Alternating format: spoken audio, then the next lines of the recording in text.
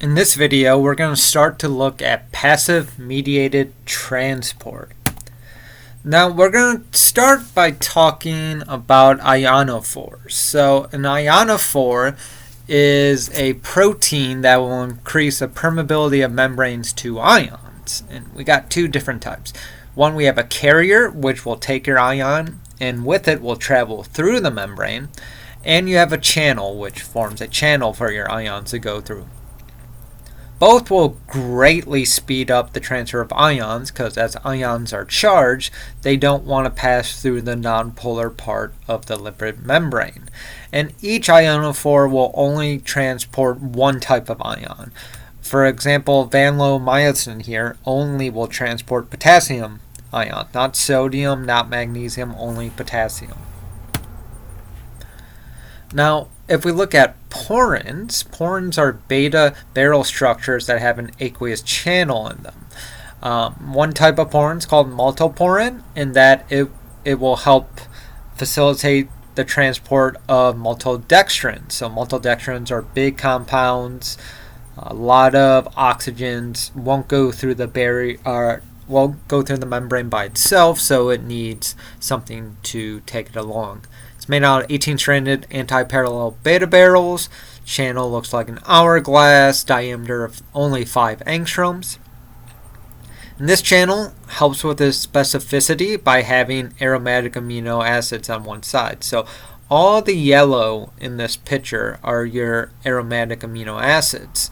Glucose, which makes up part of maltodextrin, will stack onto these aromatic side chains. That's what's allowing it to bind. You also have a bunch of side chains. For example, tyrosines here can help hydrogen bind with the maltodextrin. And you have a giant screw-like pattern that the maltodextrin travels through. And this screw-like pattern allows or prohibits any other dextran or sugar to go through. It has to be maltodextrin, and that's all due to how the channel looks like. Now, for these ion channels, what we're going to look at first is the potassium channel, because it's very highly studied. So potassium channels do have large diversity, but their sequence are generally the same, and it's extremely highly selective, meaning only potassium will travel through. And it's made out of a homotetramer, that is, 4 proteins that are the same protein come together to form one giant protein. So 4 subunits, 4-fold symmetry around the central pore. The outer helix interacts with the membrane, and the inner helix interacts with potassium. So outer helix and inner helix. And the pore actually changes diameter based on where you are, from 10 angstroms to 3 angstroms. And here we can actually see the pore, and the colors are telling you polarity: blue positive, red negative. You can see the green ions here are potassium traveling through the pore.